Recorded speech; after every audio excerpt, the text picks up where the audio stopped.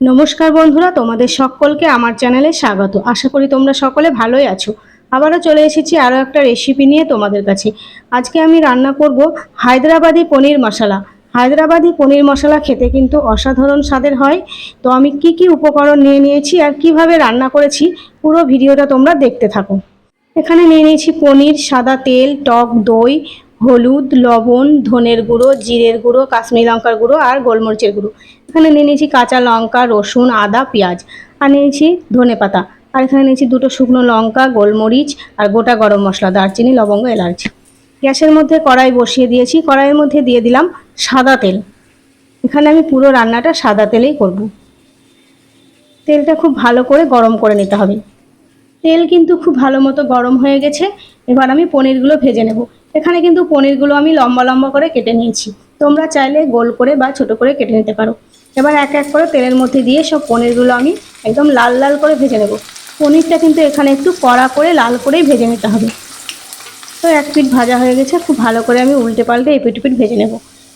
খুব ভালো করে উল্টে দিয়েছি। খুব সুন্দর লাল লাল কালার হয়ে গেছে। এবার আমি এটা তুলে নেব।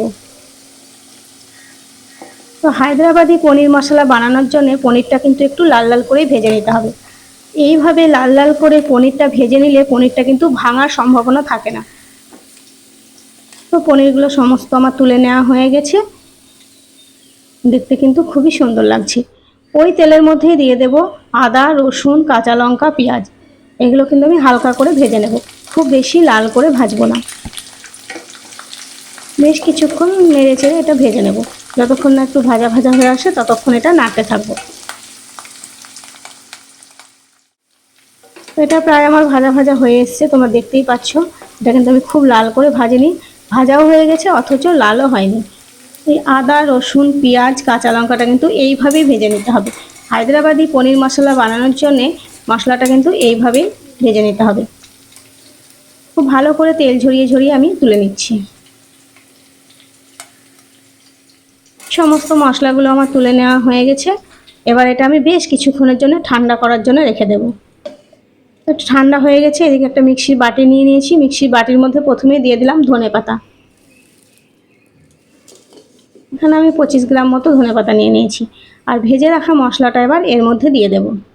এখানে আমি 4 থেকে 5টা লঙ্কা নিয়ে নিয়েছি। আপনারা যদি ঝালের পরিমাণ বাড়াতে কমাতে চান তাহলে কিন্তু লঙ্কার পরিমাণটা বাড়িয়ে কমিয়ে নিতে পারেন। এবার এটা খুব ভালো করে মিহি পেস্ট আমি করে নেব। মশলাটা কিন্তু আমার একদম মিহি পেস্ট করে নেওয়া হয়ে গেছে। দেখতে খুব সুন্দর লাগছে মশলার কালারটা। ওই কড়াইয়ের মধ্যে আমি দিয়ে দিলাম হাফ চামচ মতো 5 ফোড়ন। আর দিয়ে দিলাম গোটা গোলমরিচ, দুটো শুকনো লঙ্কা, দারচিনি, লবঙ্গ, এলাচ। এটা একটু নেড়ে চেড়ে ভেজে নেব।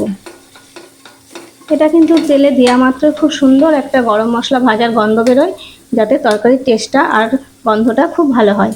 তো এবার আমি এর মধ্যে দিয়ে দেব বেটে রাখা মশলাটা। বেশ কিছুক্ষণ ধরে ভালো করে নেড়ে চেড়ে নেব। এইভাবে এটা আমি নাড়তে থাকবো। খুব ভালো করে নেড়ে নিয়েছি। এবার মিক্সির বাটিটা ধুয়ে একটু সামান্য জল আমি দিয়ে দিলাম। আবারও আমি বেশ কিছুক্ষণ ধরে নেড়ে নেব। হায়দ্রাবাদি পনির মশলা রান্না করার জন্য কিন্তু এইভাবেই মশলাটা করে নিতে হবে। এবার আমি এর মধ্যে দিয়ে দিলাম টক দই। টক দইটা কিন্তু খুব ভালো করে আমি ফেটে নিয়েছি। এবার একই সঙ্গে এটা ভালো করে নেড়ে চেড়ে আমি মিশিয়ে নেব। মশলার সঙ্গে টক দইটা খুব ভালো করে আমি মিশিয়ে নিয়েছি। এবার আমি এর মধ্যে দিয়ে দেব অল্প পরিমাণের হলুদ, লবণ, ধনের গুঁড়ো আর জিরের গুঁড়ো, কাশ্মীরি লঙ্কার গুঁড়ো আর গোলমরিচের গুঁড়ো। এবার এটাও খুব ভালো করে এর সঙ্গে আমি নেড়ে চেড়ে মিশিয়ে নেব। গ্যাসের ফ্লেম মিডিয়াম রেখেছি। খুব ভালো করে মিশিয়ে এটা কিন্তু আমি বেশ কিছুক্ষণ ধরে কষিয়ে নেব, যাতে এর মধ্যে কোনো কাঁচা মশলার গন্ধ না থাকে। মশলা যেহেতু আমি আগেই ভেজে নিয়েছিলাম। খুব সুন্দর কষানো হয়েছে, কালারটা খুব সুন্দর হয়েছে, ওপর দিয়ে তেল ভেসে আসছে, দেখতে কিন্তু খুবই ভালো লাগছে।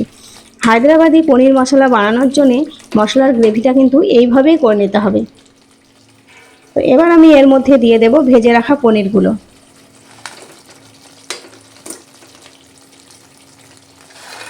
সমস্ত পনিরগুলো আমি দিয়ে দিলাম। আবারও বেশ কিছুক্ষণ ধরে আমি নেড়ে চেড়ে নেব, যাতে পনিরের মধ্যে মশলার টেস্টটা খুব ভালো মতো ঢুকে যায়। এইভাবে হায়দ্রাবাদি পনির মশলা রান্না করলে খেতে কিন্তু খুবই ভালো লাগে। কিছুক্ষণ ধরে মশলার সঙ্গে পনিরটা আমি কষিয়ে নিলাম। এবার আমি এর মধ্যে দিয়ে দেব জল। জল দিয়ে খুব ভালো করে নেড়ে চেড়ে পনিরটা আমি ফুটিয়ে নেব, যাতে পনিরটা একটু নরম হয়ে আসে।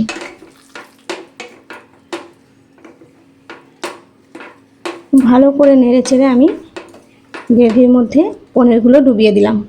এবার কিছুক্ষণের জন্য ঢাকা দিয়ে দেব। কিছুক্ষণ ঢাকা দিয়ে ফুটিয়ে নিলে পনিরটা একদম নরম হয়ে আসবে। বেশ কিছুক্ষণ পর এসে ঢাকাটা আমি খুলে নিচ্ছি। দেখতেই পাচ্ছ পনিরের কালারটা কিন্তু খুবই সুন্দর লাগছে। এটাকে খেতেও কিন্তু অসাধারণ স্বাদের হয়। তো পনিরটা আমার হয়ে এসছে, এবার আমি নামিয়ে নেব। এইভাবে রান্না করলে হায়দ্রাবাদি পনির মশলা খেতে কিন্তু অসাধারণ স্বাদের হয়। ছোট বড় সবাই খেতে পছন্দ করে। রান্নাটা আমার পুরোপুরি কমপ্লিট হয়ে গেছে, এবার আমি নামিয়ে নেব। তো তোমরা কিন্তু এইভাবে হায়দ্রাবাদি পনির মশলা বাড়িতে অবশ্যই একবার বানিয়ে দেখবে, আর ভালো লাগলে একটা কমেন্ট করে জানাবে। আমার এই হায়দ্রাবাদি পনির মশলা রেসিপি আপনাদের ভালো লাগলে ভিডিওতে একটি লাইক আর চ্যানেলটি সাবস্ক্রাইব করা না থাকলে চ্যানেলটিকে সাবস্ক্রাইব করে পাশে থাকা বেল আইকনটি ক্লিক করে অল করে দেবেন, যাতে আমার ভিডিও নোটিফিকেশন সবার আগে আপনাদের কাছে পৌঁছে যায়। আবারও দেখা হবে পরের ভিডিওতে।